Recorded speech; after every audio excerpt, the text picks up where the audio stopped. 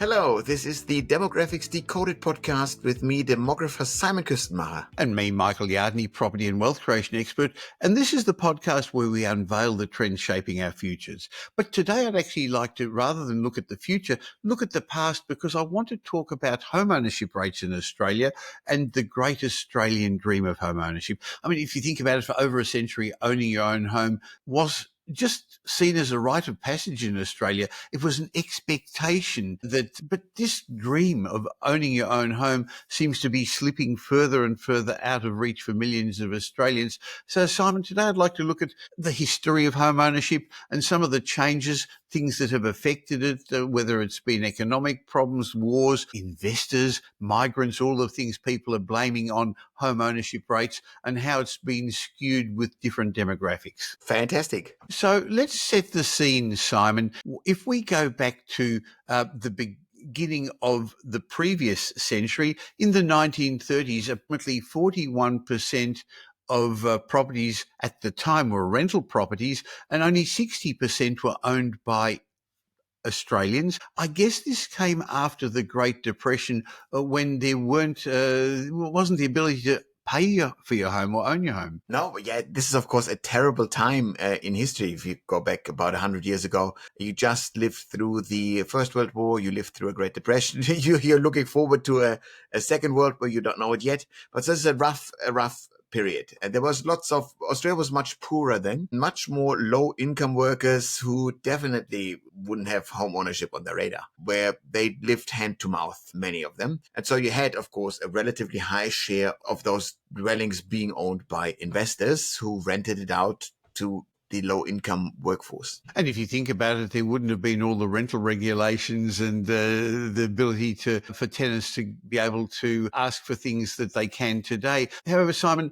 then there was a golden era of home ownership as Australia's home ownership climbed in the post-World War II era, boosted by the governments. The Menzies government had a number of programs for returned servicemen. Yeah, and we saw something similar in the US, where this was economies that were struggling. You needed to create some sort of economic boost. And there's nothing better than building. And this always provides an economic boost. So you make sure that you give land away for free, for cheap for people. And that encourages people to build up a bit of wealth. And you wanted to also, in a sense, treat those returned service personnel for their sacrifices. So that is understandable. It drives up economic prosperity, economic activity. This is good for a country. But it also means you need to build more infrastructure. We didn't have enough people in the country to do this. And so we looked at European nations like Greece or Italy that at the very same time had super high unemployment rates and no economic opportunities whatsoever in the short term. So we took in Greek and Italian migrants who helped us to build these initial dwellings. And we also gave them a chance of home ownership, of land ownership in these countries. That work your butt off, you can afford a small bit of land. That worked. And this kind of mindset of home ownership, these migrants then actually instilled into the hearts and souls of their second and third generation migrant cohorts as well. And so we further in this period of history worked on the ideal of Australians that you must own your own home. Well, my parents came in the middle 1950s, in 1956, with me as a little 3-year-old, with the concept of having a country where there was safety, security, financial abundance, and the ability to own a home. But they rented too. In fact, I remember, well, I've been told, I can picture it, but I think I've made it up in my mind about renting just rooms, as a lot of people did when they first came to Australia. We didn't or couldn't even afford to rent a house. But that led to the point where in the 1966, Australia's home ownership rate peaked at 73% of occupied homes. And that also occurred, Simon, because of the ability to borrow money as well. Apparently in 1947, only 8% of Australians had a mortgage against their home, not because they were so wealthy, but it was much harder. And with the growing accessibility to finance and multiple banks and then eventually building societies, the number of people who could borrow and then their wives' incomes were taken into account, this made it much easier to get into the housing market, Simon. Yeah, so we created a system that first gave people more money so that it could make access to money easier for people. And so all of a sudden you could actually, with a bit of strategizing, think about getting a house. That increased the number of homeowners or the share of homeowners in Australia. But if you give more and more people to those into the property sector, then of course it becomes increasingly, it drives up the price. And so the lowest end of the market then still struggles to get into it bit by bit. And so then these low income earners need landlords to provide housing to them in the short term. So that means we reached a peak in home ownership rates rather quickly. Of course, we also made it as a very attractive investment and an even more interesting investment as we've realized, well, this population growth thing that continues to occur. So housing will not run out of land. We also, by the way, since the 1950s, did not create new cities in Australia. The Gold Coast would have been the last new sizable city we added to Australia. So that means we made land scarce, even though we live in a gigantic continent. So that drove land prices up. And so then you price certain kind of people out of the ownership game. Well, as you said, private investors in general supported the rental accommodation in Australia.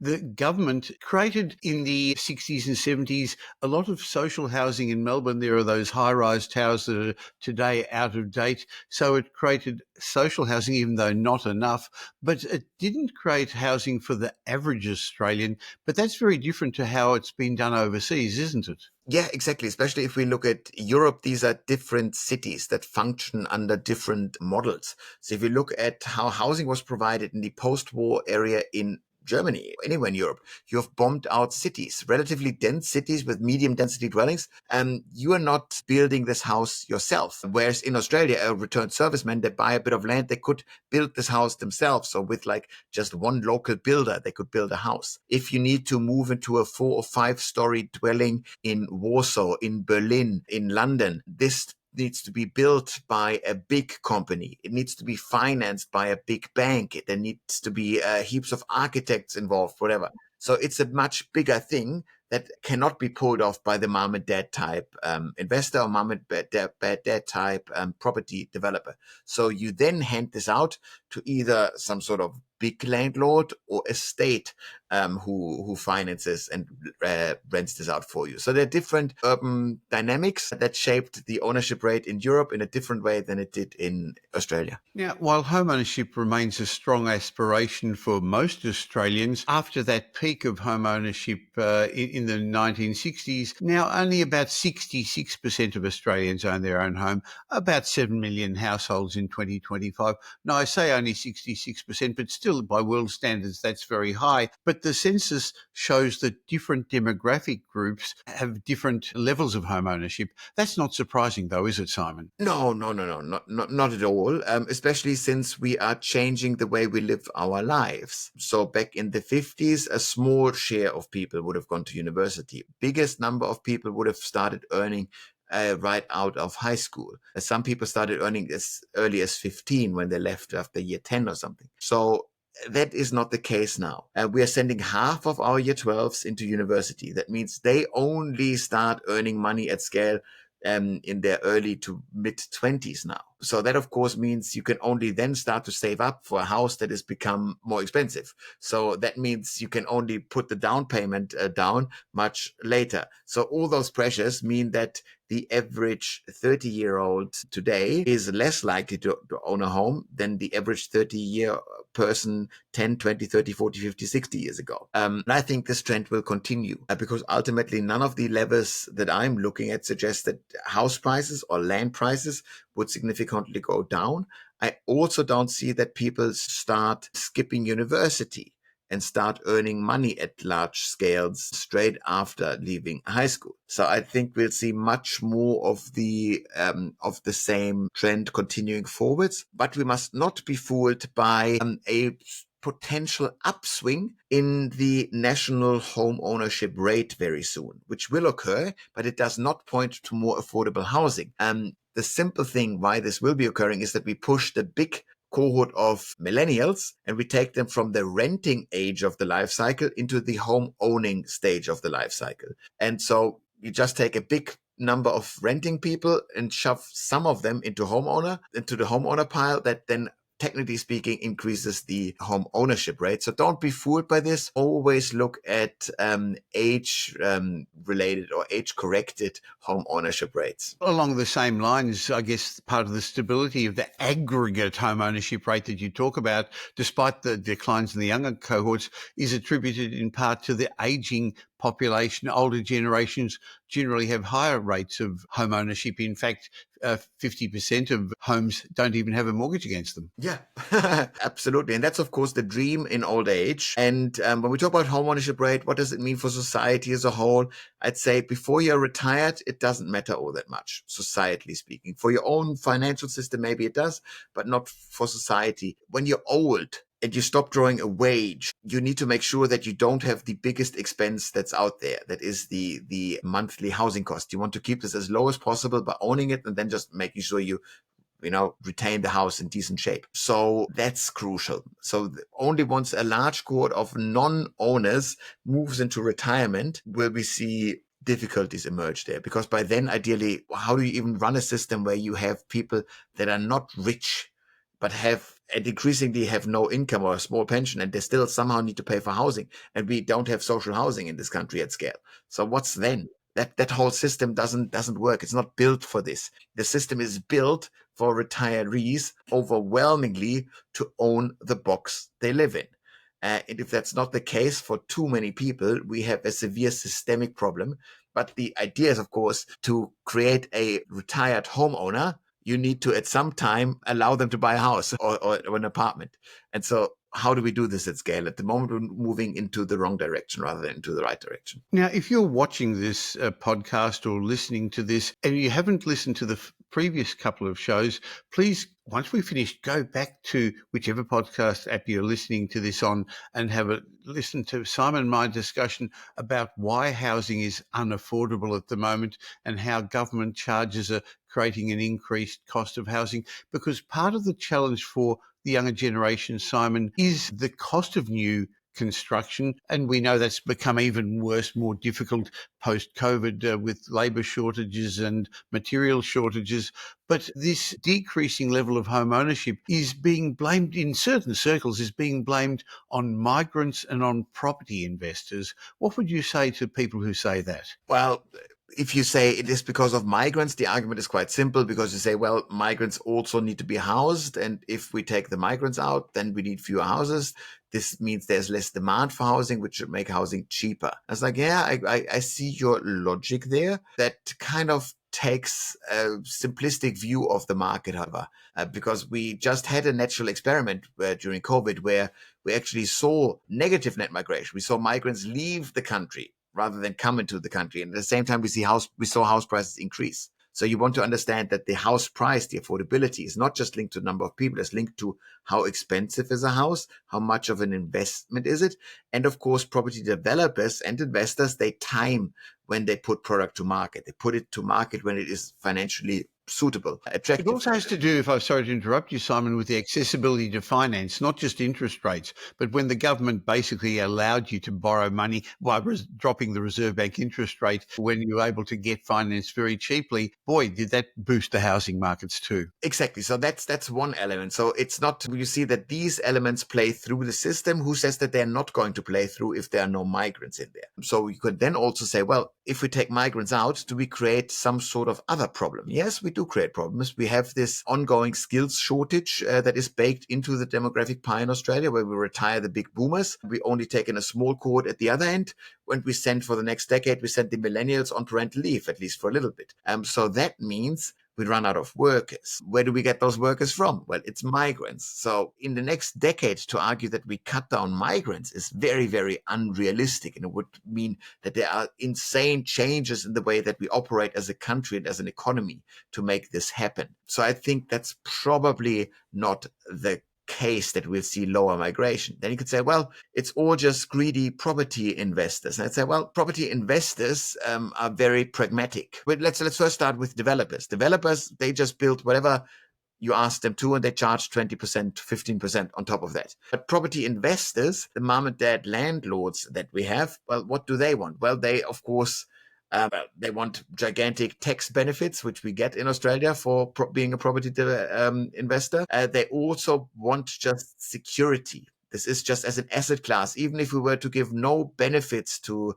property investors in Australia, we would still see people invest into property because they know this is a safe and scarce resource to invest into Australia. So to go, well, what's the problem with property investors? And one argument could be that you say there are 2.5 million of them. They're a very powerful voting bloc, and they want property costs to be higher rather than lower because this is where they invest their money. The government is trying to counteract this a bit by doubling down on build to rent, because build to rent as an asset class makes sure that a larger share of the property investors are institutions. Yes. And so the institutions are, politically speaking, easier to handle than 2.5 million mom and dad landlords, simply because, well, you give them tax credits to begin with, those build-to-rent institutional investors, and then what do you care about what they say? They are invested into this property anyways. It's built, so they're relatively easy to handle, I would say, compared to the gigantic cohort of landlords. Having said that, they're not going to be able to provide affordable rental accommodation, as has been shown with a number of the projects that are already coming on the market that are really nice projects, and I'm sure they're going to find a place in the Australian rental landscape, but they're not cheap, are they? No, it's no. In the current way, if we look at the build-to-rent segment, this is still a profit-driven thing that is being built there. It is not a state-owned developer who could build without a profit incentive. Yes. So that's not the case. And a state-owned property developer also could potentially get away without any taxes. Because why would you charge? Why would you tax yourself? So that's not that. So build to rent does play its role. I do see appeal for a state to have more institutions invest into housing, also because it's a new pool of money. But yeah, we're not there where we say the state is taking over control of building housing, and I think we're not seeing it in Australia. For a while, I had it on my bingo card when Bill Shorten, I was about to say, when Anthony Albanese was first announced as a prime minister, this man who famously grew up in commission housing by a single mom, raised by a single mom. And I figured, yeah, this might be the guy who puts the idea of a state-owned housing developer to the public based on his personal history. And that's not the case. And so I think, yeah, probably not going to happen in the second term either then. Well, as homeownership becomes more challenging and the rental market's expanded, Simon, do you think we're heading more to a European model where renting becomes the norm? Well, the norm, it will become much, much more common. So you know that the share of Australians that are renters, that will increase. I'm absolutely certain about this. That, of course, also has certain kind of policy implications. If a larger share of voters are renters, do we think that rental rights will be strengthened? Absolutely. So it will be a bit more cumbersome maybe for a landlord to manage the property because they have more responsibilities towards the renter. So that might disincentivize a couple of investors, or it might lead to just the real estate ecosystem to provide more relevant services to the renters, and you pay for it rather than worry about it yourself as a property investor. One of my big concerns is the intergenerational divide. The average Australian isn't average anymore. There isn't that middle class anymore. We've got the haves and the have-nots in property, and that's going to be passed down over the next generation, with intergenerational wealth going to the children of the baby boomers who are dying off, who already own property. And then there's others who I guess are going to, unfortunately, in the long term, be priced out of the market. Yeah, and that's not getting any better. I think that the divide between the asset owning families and the non-asset owning families gets bigger and bigger. And we see the bank of mom and dad is always my favorite example here of showing how powerful this is. If you take a mortgage, which is pretty close to what you might actually see over the next 30 years, a 30-year mortgage at 5.3%. On average, 5.3%. That means you pay twice the mortgage rate to the bank. So if you have $500,000 mortgage, you pay $1 million to the bank. Very, very cool for the bank. The banks love this. They're the big winners of this whole high house price, big mortgage game. But that means as a bank of mom and dad, if you give $100,000 to your young kids, they get not $100,000 worth of benefit, but you double their money. It's an insane way of doubling a pile of money for a family unit. And so the family unit as a whole, they should make use of the bank of mom and dad. It makes perfect sense. But of course, what do you do if you are just a capable of a young person, but you don't have the bank of mom and dad?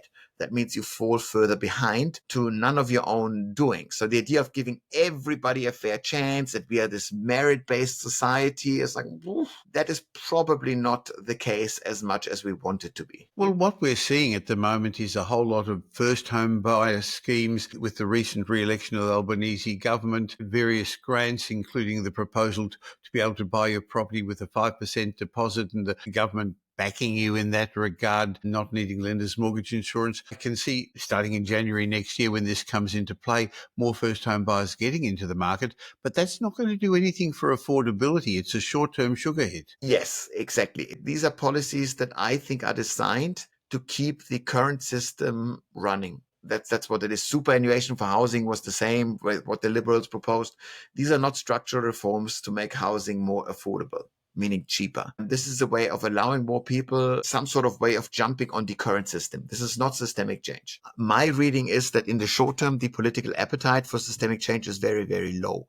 And I'm not predicting change there. I'm saying this based on the argument that it will be either the Labour or the Liberal Party that will be in power for the next 5 to 6 elections. After this might change, demographically speaking. But in the meantime, you still have this big block of voters. And if you only look at voters, remember that 3/4 of voters have a house that they live in or have a mortgage on.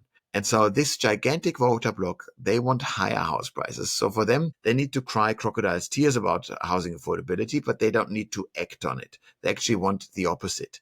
And as a politician, you very much know this. And you would need to be very, very brave to tackle this. And you can ask always Bill Shorten about when he essentially made a couple of policy suggestions that were meant to drive house prices down. The liberals just needed to shut up and then they got elected. And Bill Shorten managed to lose the unlosable election. In a sense, he was too honest for his own good, if you will. Well, interestingly, what we're talking about is that it's not a simple solution. There are demographic, economic and social forces driving all these changes, but that's what you bring at the demographics group to the companies you consult with and the people you give your presentations to. It's not one simple thing, is it? It's a combination of factors. So tell us a little bit about what you do and how you help your clients. Yeah, so we try to utilize the power of hindsight, understanding historical data really well, and combining this power of hindsight with the power of forecasting. So we do forecast demographic data, and as long as you only forecast them a decade into the future, it's actually very, very easy in Australia because we have such a reliable population inflow. We know exactly how many people die and are being born each year. It's very easy to then project this 10 years ahead. And so once you get the historical understanding right, you get the forecasting at least somewhat correct, that's usually enough for most businesses or individuals to align their strategy, their company strategy, their personal life plan along those drivers so that they make these demographic trends work for them rather than against them. And that's what we try to do every day at the Demographics Group. I'll leave a link in the show notes how people can get onto your team and how they could get you to present this sort of information specifically for them. But just, I guess, finishing off today, the great Australian dream of home ownership is facing increasing pressures, and particularly for younger generations. So while historic peaks highlighted how widespread home ownership could be, current trends, I think, are showing that escalating property prices, financial barriers, and interestingly, even the way we want to live society changes are taking priority. So all these are going to interplay. Let's see if the government can help, because I don't like the idea that more and more Australians are being pushed out of the housing market. Path to home ownership, sure, that is complex, but let's see if we can make it a little bit easier for younger generations. Simon, thank you for your time, and I look forward to having a chat with you again next week. Same here. It's been great fun as always. This Demographics Decoded podcast has been brought to you by Metropole Property Strategists. We provide a complete range of services to help our clients safely create intergenerational wealth through strategic property and wealth advice. If you're looking to buy an investment property or your next home, why not have a discovery chat with one of our wealth strategists? Just go to metropole.com.au. and explore your options. You'll find we're much more than just another buyer's agent. We provide a complete range of services, including property advisory, wealth advisory, home buying, buyer's agency, property management, renovations, and development management services. The team at Metropole will help you with frameworks that I've fine-tuned over 5 decades and we've been helping clients with for well over 25 years. We're big enough to tip the scales in your favour, but still small enough to care. In between these Demographics Decoded shows, you can follow me on social media, and I suggest you also follow Simon Kirstenmacher. You'll find him regularly posting on all social media platforms. And thanks for spending the last little while with Simon and me. I hope you got some benefit from the show. And if you did, and you know somebody who may also benefit, please tell them about Demographics Decoded. There's a share button on every podcast app.